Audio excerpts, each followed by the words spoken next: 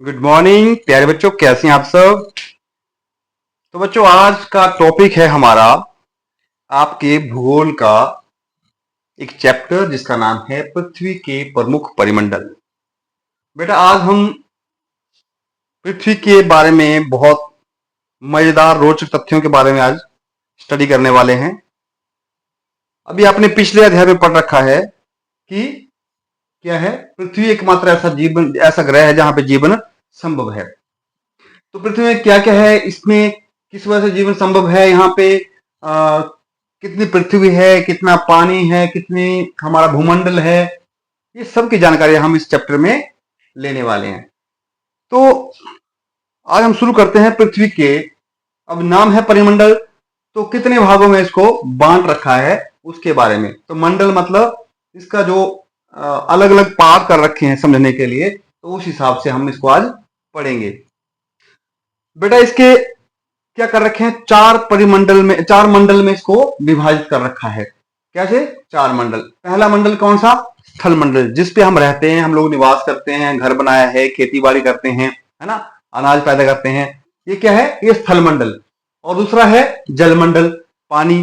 पानी किसी अवस्था में हो, वो वाष्प में हो, बर्फ में हो, या समुद्र में हो, तालाब में हो, ये सारा किसमें आता है, नदियों में, नहरों में, सब किसमें, जल मंडल में आता है बेटा। और वायुमंडल, वायुमंडल में हमारा जो आसपास का वातावरण, हवा लेते हैं, हम सांस लेते हैं, जैसे ऑक्सीजन लेते हैं, और भी कई तरह की गैसेज हमारे आसपास घूम रही है, तो क्या है, वो वायुमंडल में गिर जाते हैं। और उसके बाद लास्ट चौथा है जीव मंडल। जीव मंडल वो हुआ जिसमें हम सब आते हैं। जीव मंडल जहां पे जीवन है, जहां सारे जीव जंतु जिंदा रह सकते हैं, जैसे सूक्ष्म जीव हैं, या बड़े जीव हैं, या छोटे जीव हैं, तो सब यहाँ क्या करते हैं, यहाँ पे जिंदा रहते हैं। मतलब उनका भोजन, खाना पीना, रहना जहां संभव है, वो कहाँ है, जीव मंडल है, उसको हम जीव मंडल कहते हैं। तो बेटा, ऐसे करके आज हम क्या करने वाले हैं, हर मंडल के बारे में और हमारी पृथ्वी के बारे में हम स्टडी करने वाले हैं आज, ठीक है। तो बेटा, सबसे पहले हमने बात की भूमंडल की। भूमंडल आपके चैप्टर में देखो, भूमंडल का ये जो लिखा हुआ है वो हम पढ़ सकते हैं। भूमंडल पृथ्वी का वो ठोस हिस्सा है जिसके ऊपर क्या है, चट्टाने भी हैं, मिट्टी भी है ना, और ऐसी चीजें पाई जाती हैं जिससे क्या होता है, जीव जंतु अपना पालन पोषण कर लेते हैं, सारे पोषक तत्व उसमें पाए जाते हैं, पेड़ पौधे पैदा होते हैं, है ना, वो सारा क्या है, हमारा भूमंडल है। और पृथ्वी की सतह को हमेशा के लिए आप याद रखेंगे इस चीज को कि दो भागों में बांट रखा है। कौन कौन से? एक तो महाद्वीपों में, और दूसरा किसमें, महासागरीय बेसन में। महासागरीय बेसन क्या हुआ, जिसमें पानी पानी भर रखा है, ठीक है। इन दो हिस्सों में पृथ्वी को हमने बांट रखा है। और जल का जो पानी का लेवल है वो हर जगह क्या रहता है, ऐसा नहीं कि तालाब में इतना लेवल है तो समुद्र का नहीं, ऐसा नहीं। समुद्र की जो गहराई है वो हर जगह से क्या है, एक बराबर ही रहती है, ठीक है। और उसके बाद जो है, आप देखेंगे कि क्या आपस में ये सारा जो जितनी भी हमारी धरती है आपस में क्या जुड़ी हुई है, नहीं जुड़ी है ना। जब नहीं जुड़ी है तो इसको अलग अलग हिस्सों में किया गया है ना, तो इसके अलग अलग नाम भी दिए गए हैं, ठीक है। तो इसके लिए हम आगे देखो, अभी इसके बाद आपको मैप भी आपकी किताब पे दिखाई देगा। तो अब विश्व का सबसे, जैसे अभी जब इतना कर लिया हमने, तो उसके बाद अगली बात आती है, जैसे समुद्र की बात आ गई, तो उसके बाद क्या है, अगली बात कि हमारी धरती पे क्या क्या है, ठीक है। तो सबसे, जैसे आपके चैप्टर में बताया गया है, सबसे ऊंचा जो हमारा पर्वत है, सबसे ऊंची जो हमारी हाइट है दुनिया में सबसे ऊंचे पर्वत की, वो कितनी है, 8,848 मीटर। और विश्व का सबसे गहरा जो प्रशांत महासागर में सबसे जो गहराई वाली जगह है, वो किसका नाम है, मेरियाना गर्त। क्या नाम है, मेरियाना गर्त। और इसकी गहराई कितनी है, 11,022 मीटर। आप क्या कभी सोचा होगा आपने कि सबसे ऊंची हाइट कितनी है, तो कम हाइट कितनी होगी, है ना, कम गहराई कितनी होगी। गहराई ज्यादा कम नहीं होनी चाहिए ना, कम ही होनी चाहिए, क्योंकि हाइट बहुत है तो गहराई कम होनी चाहिए। लेकिन ऐसा नहीं है, यही तो कमाल है हमारी प्रकृति का, कि गहराई जो है वो समुद्र तल की जो सबसे ऊंची हाइट है 8,848, उससे ज्यादा क्या है, गहराई 11,022 मीटर नीचे है। मतलब इतना गहरा है। मेरियाना गर्त नाम है इसका। क्या नाम है, मेरियाना गर्त। और जिसकी गहराई कितनी है, 11,022 मीटर। अब उसके बाद बात करते हैं कि धरती को हमने दो हिस्सों में बांट रखा था ना, एक तो महाद्वीप और दूसरा महासागरीय बेसिन। तो अब उसके बाद बात करते हैं महाद्वीप के बारे में, कौन कौन से महाद्वीप हैं और वो कैसे कैसे एक दूसरे से जुड़े हुए हैं, अलग हैं, क्या क्या है, इसके बारे में भी हम बात करेंगे। अब देखो पृथ्वी पर कितने टोटल कितने ये है महाद्वीप हैं बेटा, 7 हैं टोटल। कितने हैं? 7 हैं। अब ये महाद्वीप कौन कौन से हैं? एशिया, उसके बाद उससे छोटे वाला कौन सा है? उससे बाद है अफ्रीका। यहां तो अलग बताया हुआ किताब में आपको, मैं आपको साइज के हिसाब से बता रहा हूं। सबसे बड़ा कौन है? एशिया। एशिया के बाद कौन सा है? अफ्रीका। अफ्रीका के बाद कौन सा है? कौन सा है? उत्तरी अमेरिका। उसके बाद दक्षिणी अमेरिका और उसके बाद यूरोप। उससे भी छोटा कौन सा है? ऑस्ट्रेलिया। तो बेटा ये तो आपको पता लग गया होगा कौन सबसे बड़ा है कौन सबसे छोटा है, ये आपके लिए जानकारी के लिए बहुत इंपॉर्टेंट था। अभी इसके बाद हम बताएंगे आपको एक एक महाद्वीप के बारे में कि क्या क्या जानकारी हमारे लिए आवश्यक है। तो एशिया विश्व का सबसे बड़ा महाद्वीप है। कौन सबसे बड़ा महाद्वीप? एशिया। और पृथ्वी का 1/3 जो भाग है वो का क्या है? एशिया में आता है, ठीक है। और एक कर्क रेखा जो महाद्वीप, इस महाद्वीप से गुजरते कौन से खाती है? कर्क रेखा है बेटा। देखो ये इसके बीच में से गुजर रही है और देखो हमारा भारत भी कर्क रेखा हमारे बिल्कुल मध्य से गुजर रही है, ठीक है। तो बोलता है कि क्या है ये एशिया और जो यूरोप थे ये पहले क्या थे? ये इकट्ठे थे, ठीक है।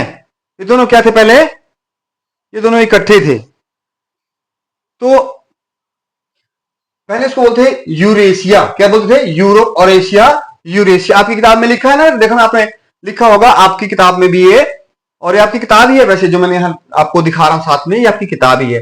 तो इसको क्या बोलते थे? यूरेशिया। यूरोप एशिया से बहुत छोटा है। अब एशिया इतना बड़ा है, यूरोप क्या है? बहुत छोटा है ना।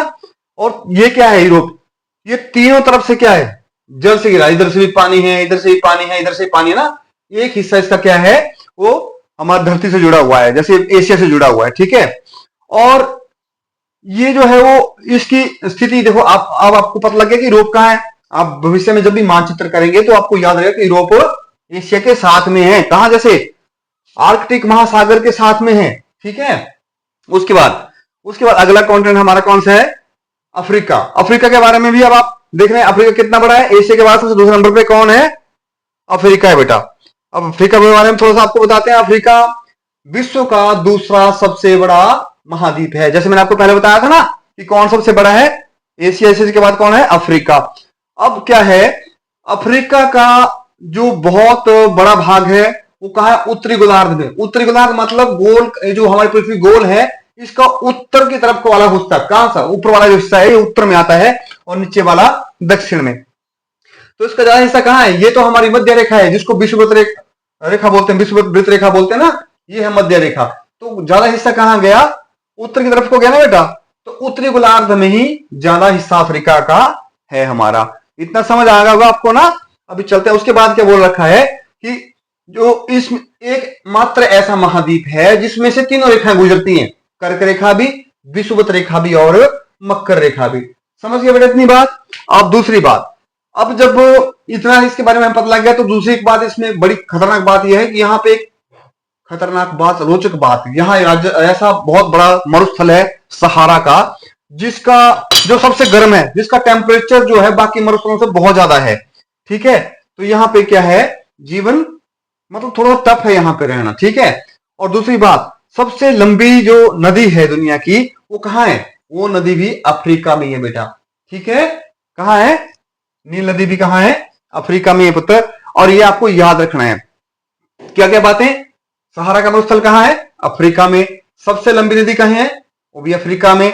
और दुनिया का सबसे बड़ा जो दूसरा महाद्वीप है अपनी पृथ्वी का, वो कौन सा है? अफ्रीका है, ठीक है।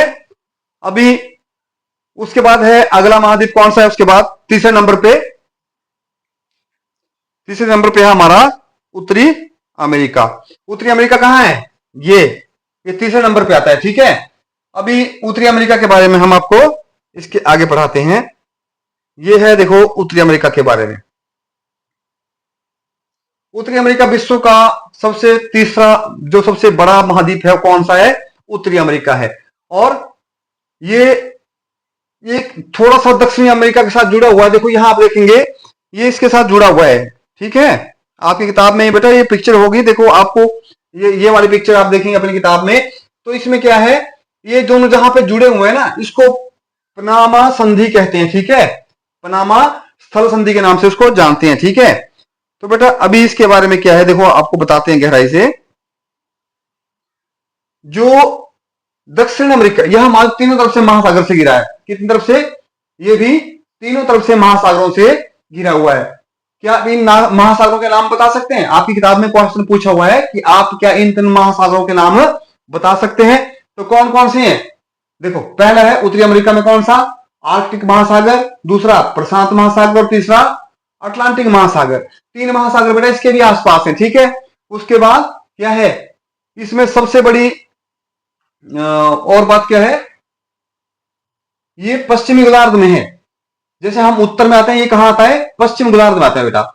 उसके बाद हम बात करते हैं अभी दक्षिण अमेरिका की बेटा। दक्षिण अमेरिका चौथे नंबर पे आता है। किस नंबर पे? चौथे नंबर पे। ठीक है, और ये इसका जो ज्यादा भाग है वो किस तरफ को है, ये उत्तर था ना, ये दक्षिण था। ठीक है, ये ज्यादा दक्षिण की तरफ को है। हमारा ग्लोब जो है आप देखते होंगे ग्लोब पे, तो ग्लोब का ही आकार है, लेकिन उसको हमने खोल के आप स्टडी कर रहे हैं, तो एक समतल इसको कर रखा है। ठीक है, तो ये किस साइड को है, ये उत्तर है, ये दक्षिण। तो इसको दक्षिण अमेरिका इसलिए बोला क्योंकि इसका भाग कहां है, दक्षिण में है। और इसमें क्या क्या है बड़ी बातें, सबसे बड़ी जो चौड़ी मतलब जिसको बोलते हैं बहुत फैली नदी कौन सी है, अमेजन नदी। कहां है वो, दक्षिण अमेरिका में। ये बड़ी काम की बातें हैं, आपको टेस्ट में भी भविष्य में आएंगे बेटा, ये आपको याद होना चाहिए, पता होना चाहिए इसके बारे में, ये जानकारी है भूगोल की। ठीक है, और दूसरी बात क्या है, यहाँ पे एंडीज पर्वत श्रृंखला है, जो सबसे बड़ी पर्वत श्रृंखला है, वो भी कहां है, दक्षिण अमेरिका में बेटा। आपको दक्षिण अमेरिका के बारे में जो महत्वपूर्ण दो तीन बातें वो पता होनी चाहिए। उसके बाद इसमें से क्या है, ये विषुववृत्त जो रेखा है वो बीच में से निकलती है, और मकर रेखा बीच में से गुजरती है। और उत्तरी अमेरिका में क्या गुजरती है, केबल और केबल कर्क रेखा। ठीक है बेटा, इतना समझ आ गया होगा आपको। चलो ठीक है, अभी चलते हैं अगले की तरफ। अगला कौन सा है हमारा, ऑस्ट्रेलिया। क्या है, ऑस्ट्रेलिया। ये देखिए आप ऑस्ट्रेलिया की तरफ पहुंचे हम, ये है बेटा ऑस्ट्रेलिया। क्योंकि सारा चैप्टर जो है वो एक मैप के ऊपर डिपेंड है, तो मैप समझना बहुत जरूरी है आपके लिए। ये है हमारा ऑस्ट्रेलिया। ठीक है, ऑस्ट्रेलिया जो है वो विश्व का सबसे क्या है, छोटा है। ठीक है, सबसे छोटा जो महाद्वीप है कौन है, ऑस्ट्रेलिया। ऑस्ट्रेलिया में क्या है, ये दक्षिण में है। कहा, ये हमारा उत्तर, ये अगर दक्षिण, दक्षिण पूर्व में कहा है ये जैसा बेटा पूर्व है, और ये क्या है, दक्षिण। अब ये दक्षिण पूर्व में स्थित है।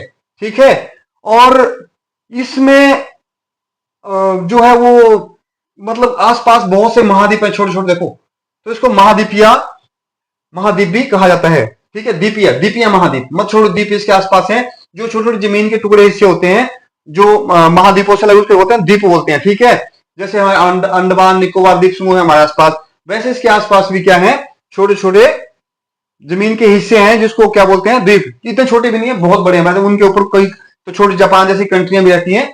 ठीक है, तो काफी बड़े होते हैं, इतना छोटा भी नहीं आप सोच सकते कि बहुत छोटा हिस्सा होगा।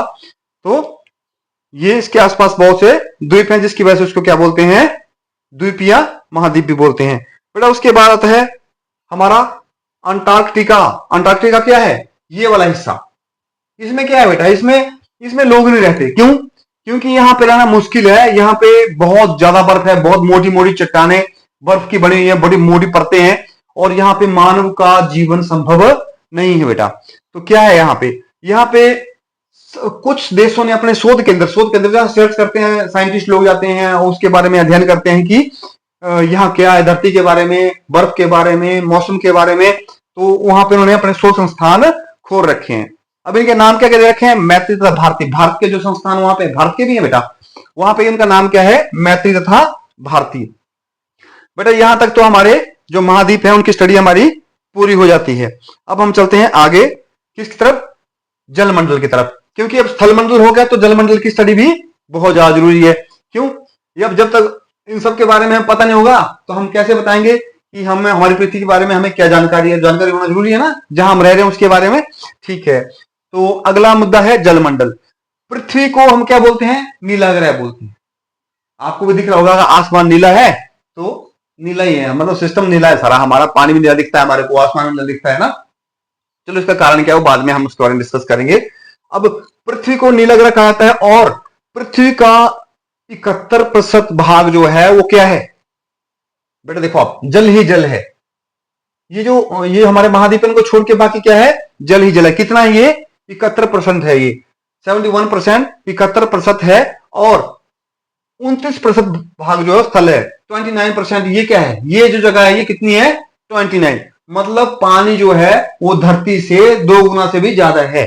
ठीक है, जो हमारे स्थल से ज्यादा जल है, ठीक है, वो भी 2 गुना से ज्यादा। ठीक है, और पृथ्वी पर जो भी नदियां, झीलें, हिम नदियां या आपके पहाड़ों से आने वाला पानी, ठीक है, तालाब, जहां भी जो भी पानी है वो सारा किस में आता है? जलमंडल में आता है। यहां तक कि जो हमारे जो बोलते हैं ना वायु में जलवाष्प, जैसे आपका पानी गर्म होता है वो वाष्प उड़ते हैं, बारिश होती है, वो भी सारा जलमंडल में ही गिना जाता है। और पृथ्वी पर जो जल है वो 97% सारा कहां है? महासागरों में। कहां है? महासागरों में। तो क्या सारा पानी पीने के लायक है? नहीं ना, पूरे पानी तो पीने लायक है नहीं। ठीक है, तो क्या है? अब सारा पानी इंसान के प्रयोग के लायक नहीं है। और जो बड़ा, और जो इसके बाद जो भाग है 97% के बाद का, वो कहां है? वो बर्फ की परतों में है, नदियों में है, जो जमीन के अंदर पानी है उसमें है। ठीक है, और बहुत कम पानी ऐसा है जो अलवण है, मतलब जो हमारे को नुकसान नहीं करने वाला है। जैसे किसी में जो समुद्र के अंदर में नमक होता है बहुत ज्यादा, या और चीजें होती हैं, है ना, रेत, मट्टी, कहीं कुछ होता है, तो वो सब केवल कुछ ही पानी है जो हम इस्तेमाल कर पाते हैं।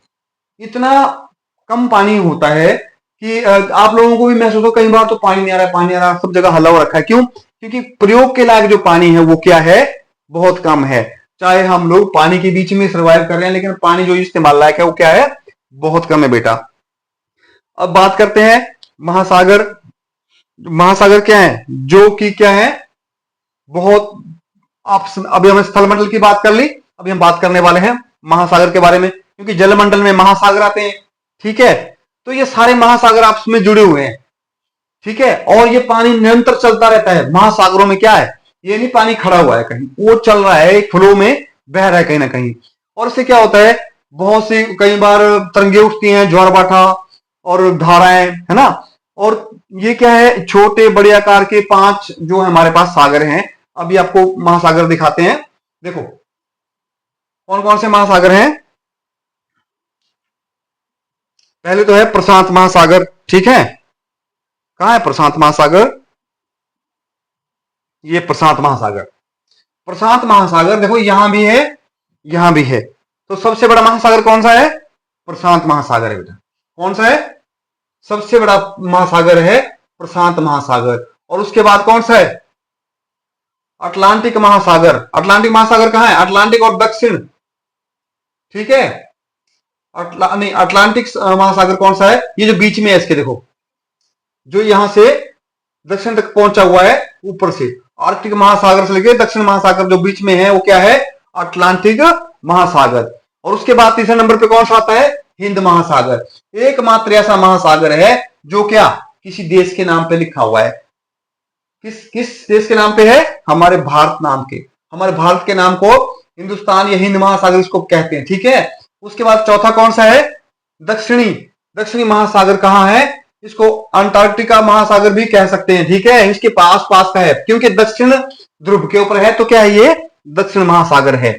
और उसके बाद सबसे छोटा कौन सा है? आर्कटिक महासागर। वो कहां है? उत्तर में, ऊपर वाले हिस्से में। ठीक है, तो ये कितने महासागर है हमारे पास? कुल मिला के 5 महासागर हैं। कितने बेटा? 5 महासागर। ठीक है, अभी हम आगे शुरू करते हैं।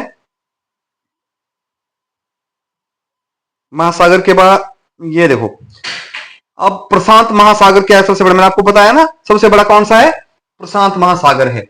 और ये जो है पृथ्वी के 1/3 भाग पे फैला हुआ है। मतलब अगर 3 हिस्से करें तो एक हिस्सा किसका है? प्रशांत महासागर का है, बाकी हिस्से किसके हैं? दूसरों के हैं। दूसरे जो महासागर जैसे हिंद महासागर है, आर्कटिक है ना, उन सबके। अच्छा, और उसके बाद बोलता है कि पृथ्वी का सबसे गहरा भाग, सबसे गहराई मैंने आपको बताया था ना मेरियाना गर्त, वो कहाँ है? वो भी प्रशांत महासागर में ही है। ठीक है, और प्रशांत महासागर लगभग वृत्ताकार है, गोल है। ठीक है, आपने देखा होगा यहां से अगर ग्लोब को जोड़ देंगे तो भी ये आपको दिखाई देगा, वृत्ताकार स्थिति में ही दिखाई देगा। और ये एशिया, ऑस्ट्रेलिया, उत्तर एवं दक्षिण अमेरिका इसके चारों ओर स्थित है। देखो, ये एशिया के साथ ही प्रशांत महासागर लगा है, और दूसरी साइड देखेंगे तो अमेरिका के साथ भी ये जुड़ा हुआ है। ठीक है, ये देखो, ये अमेरिका के साथ भी यहां जुड़ा हुआ है। ठीक है, अब इसके बाद स्क्रीन को मैंने बड़ा कर दिया, आपको शायद ये दिखाई नहीं दे रहा होगा इसलिए।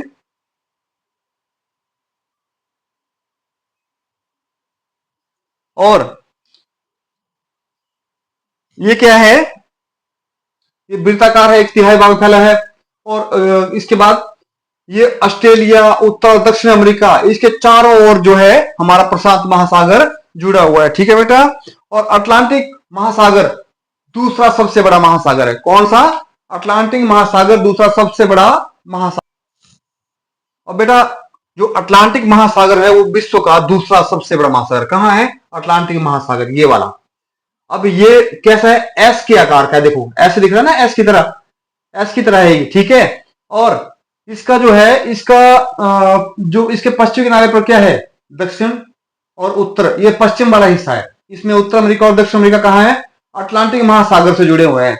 और इसका दूसरा हिस्सा कहाँ है? दक्षिण अमेरिका, और कहा? यूरोप वगैरह, अफ्रीका से, अफ्रीका और यूरोप वगैरह से इसका देखो हिस्सा जुड़ा हुआ है ना। ठीक है, अभी इसकी जो तटरेखा है, जो किनारे, तट कहाँ होता है? जब किसी नदी का या किसी समुद्र का जो किनारा, उसको क्या बोलते हैं?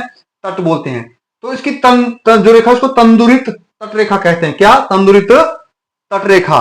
अब इसमें इस रेखा का फायदा, इस जो तटरेखा है इसका फायदा क्या है? इसमें जो बड़े बड़े पोत होते हैं उनको क्या करना होता है? उनके पोताश्रय, जहां पे जहाज खड़े करते हैं उसको क्या बोलते हैं? पोताश्रय। कौन से जहाज? पानी वाले। उनके लिए ये बड़ा अच्छा स्थान बन जाता है इससे। और ये जो है इसको बहुत ज्यादा क्या बोलते हैं? व्यस्त है ये। ठीक है, कि इसकी बहुत एंगेजमेंट रहती है, इसमें पानी के जहाज आते जाते रहते हैं, एंगेजमेंट बस ट्रैक वाला। इसमें क्या है?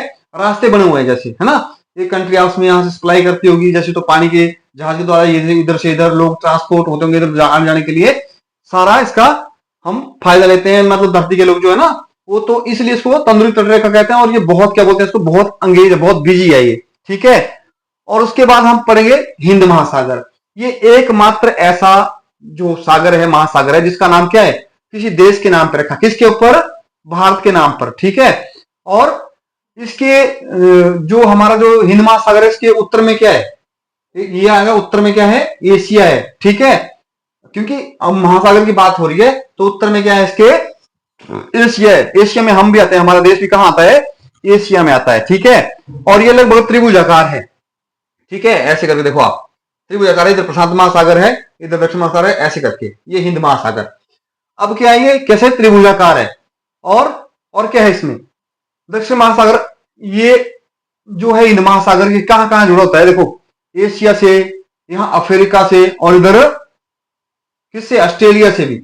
ये सारे जो आपस में देखो, एक तो जुड़ गया एशिया से, अफ्रीका से, और ये सारे देश हिंद महासागर से जुड़े हुए हैं। ठीक है, और उसके बाद है दक्षिण महासागर, जिसको अंटार्कटिका महासागर कहते हैं।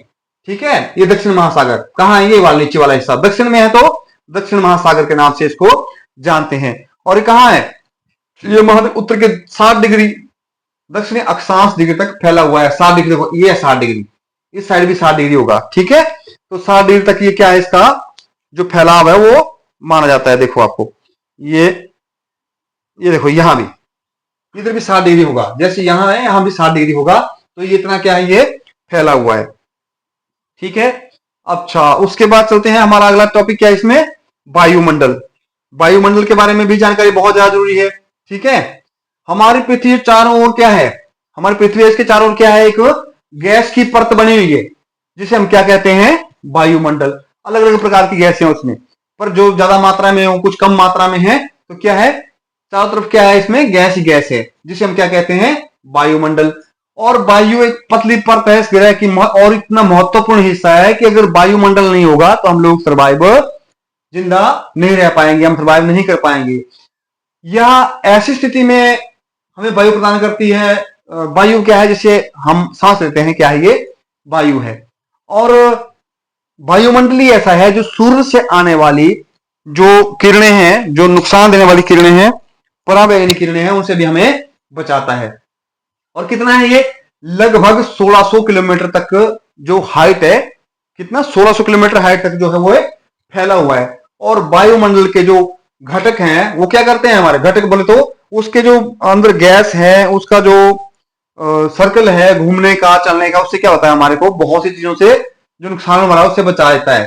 ठीक है, वो टेम्परेचर को कंट्रोल करता है। ठीक है, और टेम्परेचर कंट्रोल करेगा, हमें सांस आएगी वो उसके काम करेगा, पेड़ पौधों को पालने का, तो सारा क्या है, वायुमंडल का इसमें बहुत ज्यादा रोल है। ठीक है, अब तापमान के आधार पर क्या कर रखा है इसको हमने, टेम्परेचर टेम्परेचर के आधार पर इसको क्या बांट रखा है हमने, 5 परतों में बांट रखा है। तो इसकी परतों को जो सतह है वो पृथ्वी के साथ क्या कर रखा है, धरती से शुरू होते ही शुरू कर दिया काउंट करना कि कहां तक कौन कौन सा है। तो शुरू करते क्या करता है, पहले आता है क्षोभ मंडल, क्या आता है बेटा, क्षोभ मंडल। और दूसरा है समताप मंडल, कौन सा, समताप मंडल। और तीसरा मध्य मंडल, क्योंकि 5 हैं तो बीच में आया मध्य मंडल, उसके बाद आयन मंडल, और फिर बहिर्मंडल। बहिर मतलब बाहर वाला जो है, धरती के लास्ट वाला जो है मंडल, उसको क्या बोलते हैं, बहिर्मंडल बोलते हैं। ठीक है, अच्छा, वायुमंडल में क्या है, क्या क्या चीजें हैं वायुमंडल में, गैसेस कौन कौन सी हैं, एक तो ऑक्सीजन है, दूसरी क्या है, नाइट्रोजन है। ये जो है साफ और शुष्क हवा का 99% भाग है, कौन कौन सा, ऑक्सीजन और नाइट्रोजन। अब अगर माप देखा जाए, अगर आयतन के हिसाब से देखा जाए, तो नाइट्रोजन कितना हिस्सा है हमारे हवा में, नाइट्रोजन गैस जो कितना हिस्सा है हमारी हवा में, 78%, और ऑक्सीजन 21%। और दूसरी गैस है जैसे क्या है, कार्बन डाइऑक्साइड हम छोड़ते हैं, है ना, सांस लेते क्या छोड़ते हैं, कार्बन डाइऑक्साइड, आर्गन, ये सब मिला के कितनी है, केवल 1% है। ऑक्सीजन क्या है, सांस लेने के लिए बहुत जरूरी कौन सी गैस है, ऑक्सीजन है। सबसे आवश्यक किस चीज की जरूरत है हमारे को सांस लेने के लिए, ऑक्सीजन की है। और नाइट्रोजन का काम क्या है भाई, नाइट्रोजन तो बहुत ज्यादा है हमारे पास। तो नाइट्रोजन क्या करती है, हमारे जीवन को वृद्धि, शरीर को वृद्धि करने के लिए, आप पेड़ पौधे लगाते हैं, आप खाद लेके आते हैं कहीं से खरीद के और देते हैं, तो खाद में क्या मिला होता है, नाइट्रोजन मिली होती है, जिससे क्या होता है, हमारे पेड़ पौधे बढ़ते हैं, है ना। पेड़ पौधे बढ़ेंगे तो हमारे भी जीवन में वही चीज हम इस्तेमाल कर, नाइट्रोजन इस्तेमाल करेंगे। ठीक है, तो क्या है, ये हमारे लिए नाइट्रोजन और ऑक्सीजन बहुत ज्यादा जरूरी है, हमारी वृद्धि के लिए, हमारे सांस लेने के लिए, हमारे जिंदा रहने के लिए। उसके बाद कार्बन डाइऑक्साइड की मात्रा बहुत कम है धरती के ऊपर, क्यों, क्योंकि पृथ्वी के द्वारा छोड़ी गई जो ऊष्मा है वो क्या करती है, जो धरती जब गर्म होती है धूप से तो क्या करती है, कार्बन डाइऑक्साइड को अवशोषित कर लेती है, और क्या करती है, ये पौधे जो है प्रकाश संश्लेषण से उसको क्या कर लेते हैं।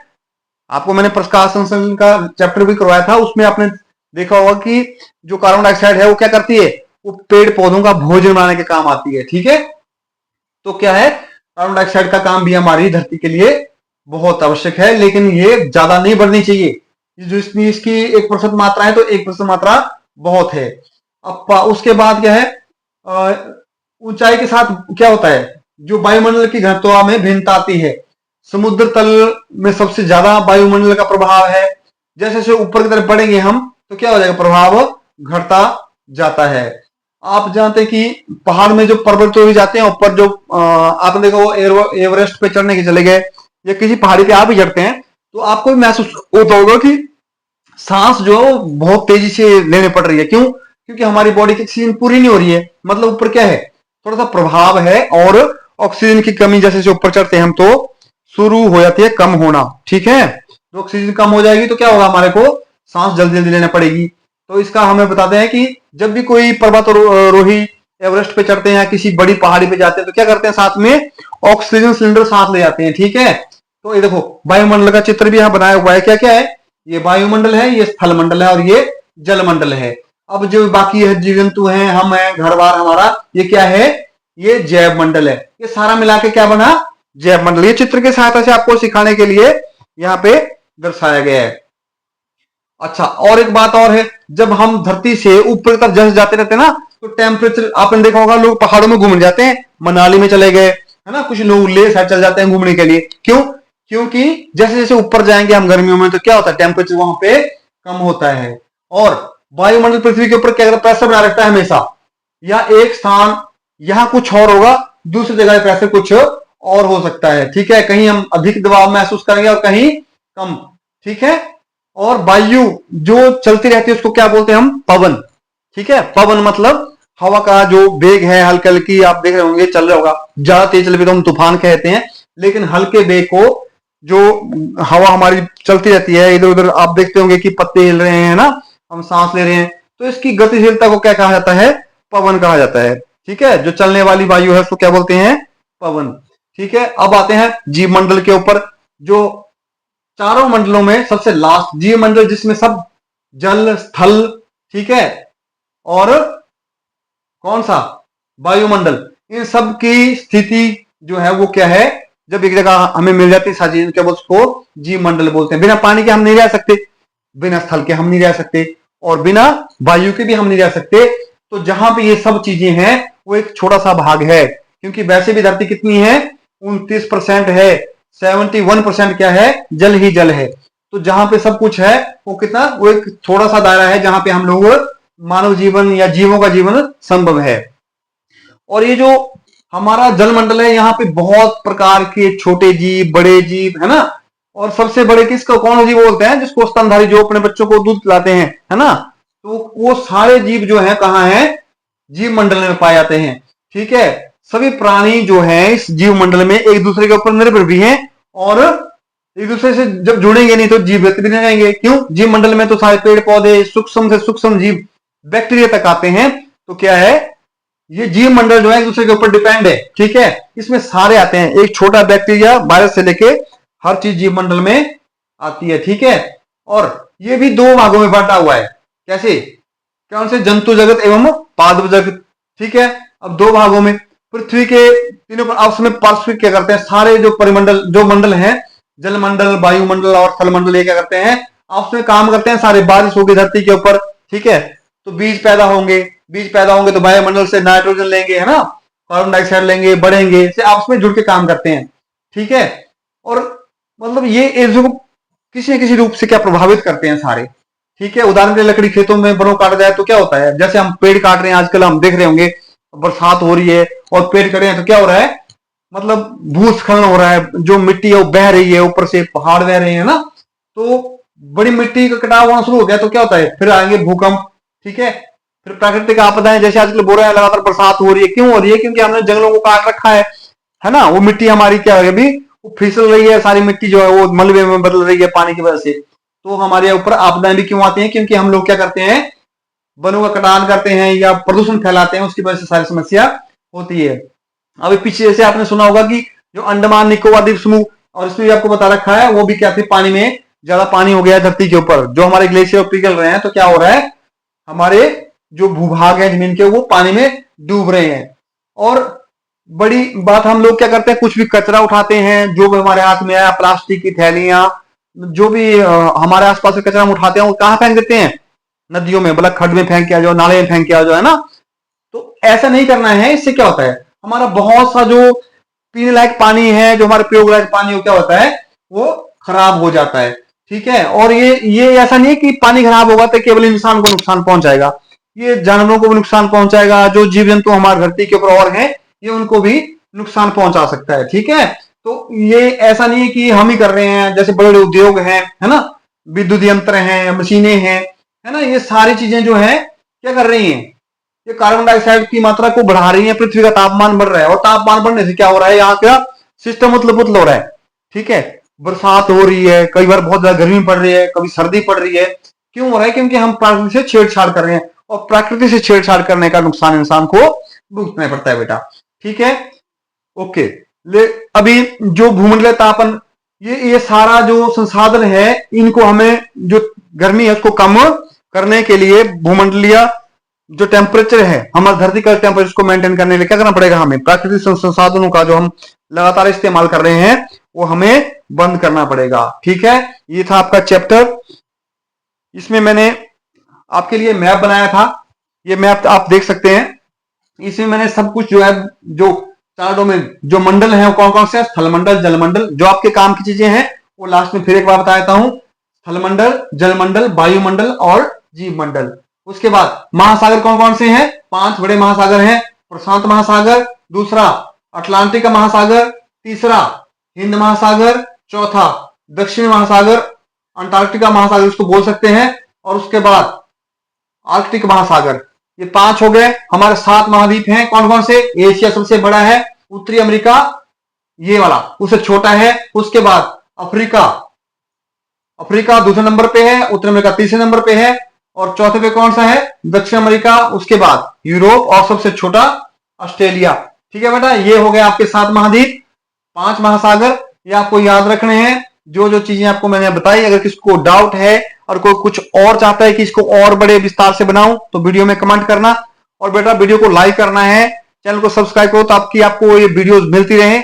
हम और चैप्टर को भी ऐसे रोचक चीजें इकट्ठी करके एक मैप के हिसाब से जैसे भी हो सकता है अच्छे तरीके से आपको समझाने की कोशिश करूंगा।